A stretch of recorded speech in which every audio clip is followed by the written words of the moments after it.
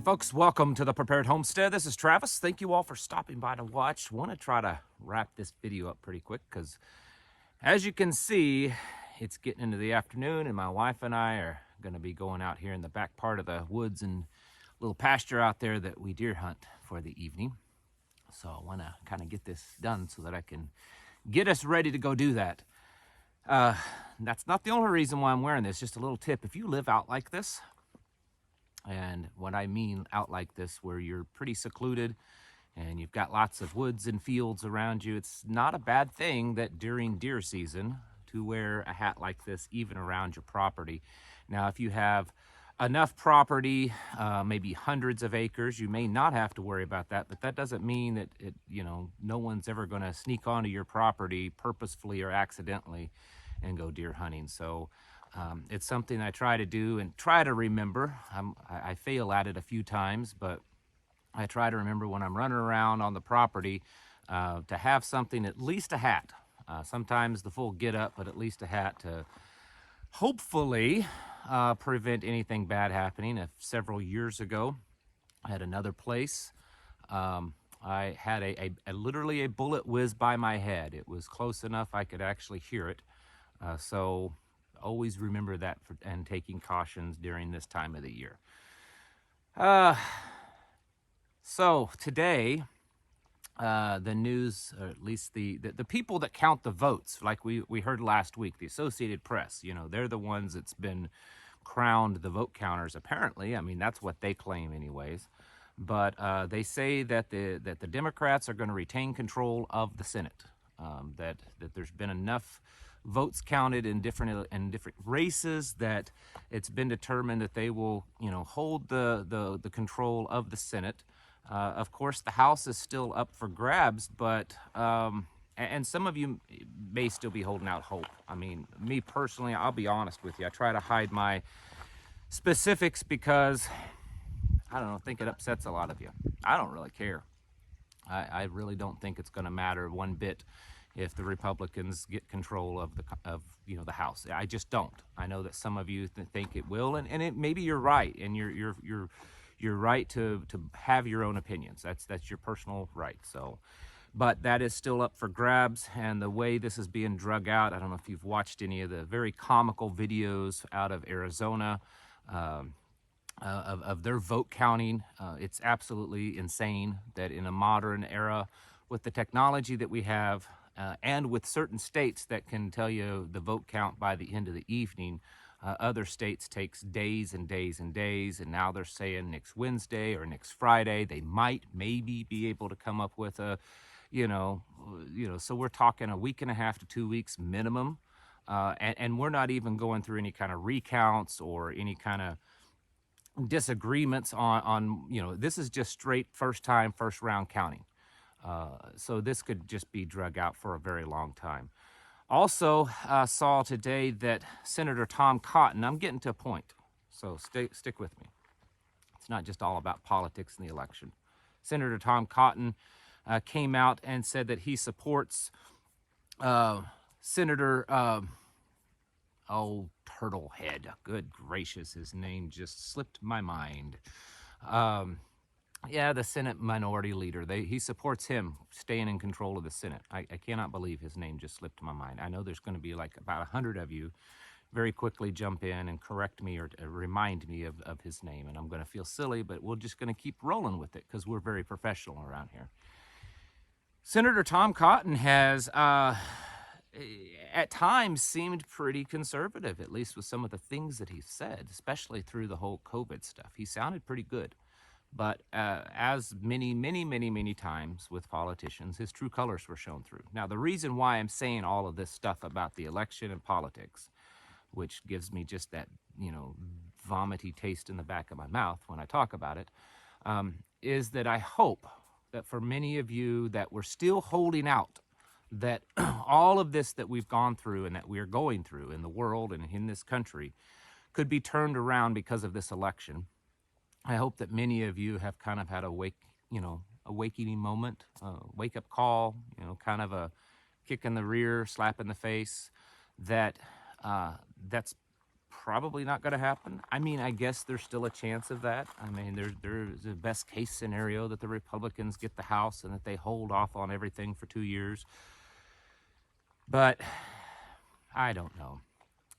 The point that I'm trying to get at, folks, is that for the rest of us that have seen the garbage in the political systems and the political parties for a very, very, very long time, you need to kind of, those of us, we need to keep getting ready. And for those that are kind of waking up to that, you also need to get ready. Quit holding out hope that there's going to be just one person or one party or something that's going to save this. It's the big boys club. That's two wings of the same bird or two wings of the same wingnut. And while there may be some decent people here and there that are politicians that have got elected into office in various positions, I think the vast majority of them, at least enough of them, are controlled, and they're out there to not seek your best interest, but their own and the corporations and the banks and the international affiliations that they have. I mean, that's just the hard reality. And some of you may disagree with that. That's fine. You're welcome to share your disagreements in the comments. You've got to be getting serious, folks. I mean, if nothing else, even if a best case scenario happens once the votes are finally all counted, whenever that'll be, the far left looks at this as a victory, and they're not necessarily wrong in that. They should have, by every measure, should have been kicked out because of all the craziness that's happened, the economy, everything that's happened over the last 2 years. They should have easily been booted out, but they weren't. They're going to take this, whether it's legitimate or not, they're going to take this as a sign, as a signal to move full steam ahead with their agenda. And so we're probably going to see things continue to spiral out of control.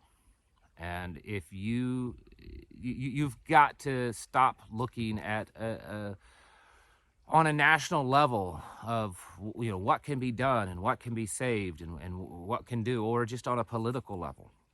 I'm not saying that all hope is lost in politics. I mean, that may be my personal position, but it doesn't necessarily mean it's the correct one.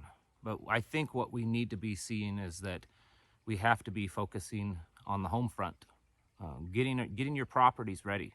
What are you doing around your home, inside or outside your home, to get yourselves more prepared? Are you working on outdoor structures? I mean, most of you still have a good enough weather to do that. Are you working on your preps? Are you planning ahead for your garden next year? I would advise putting out as big a garden as you're capable of, putting your very best effort into it. Odds are food prices are going to be pretty high next year. Food availability may be pretty bad too.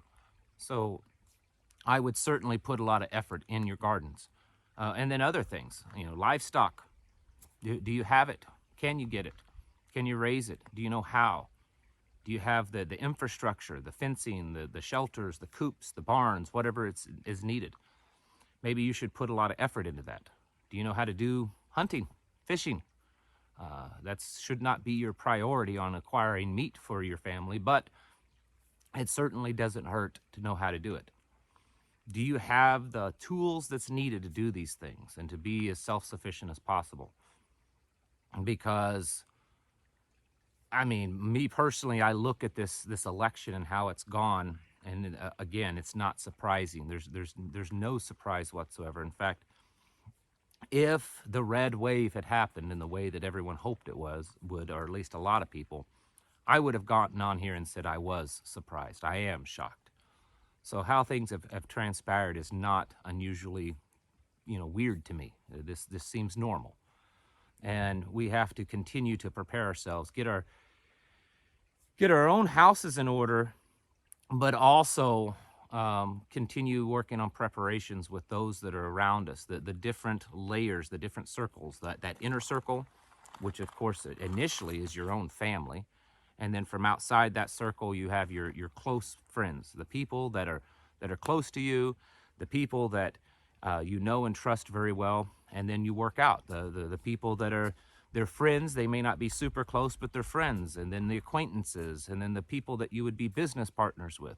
Are you developing the relationships on each one of those levels?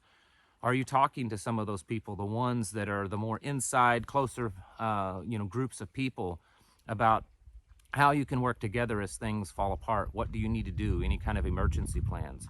Maybe even scheduling some type of training scenario together. This is something that you all should be at least thinking about and trying to do, because once again, I get on here and say there is no evidence that I can see whatsoever that's telling us that everything that's happening is getting better, and that there's a chance that here soon that it's all going to turn around and it's all going to be good times again. I don't see any evidence of that. Everything that I see and how I look at it is showing that we're still going down that same path, and it's getting worse and worse. We haven't even peaked yet. We haven't even hit that peak point. It's still getting worse, folks. This is the time. The time is now to get yourself ready, to get yourself, your house, your family, your spouse, your children, the people around you that are close, to work on getting ready. I mean, if it's something as simple as inviting that close family that you've kind of talked about this before, the conversations come up, that you're both like-minded, you're close, you trust them, have them over for dinner.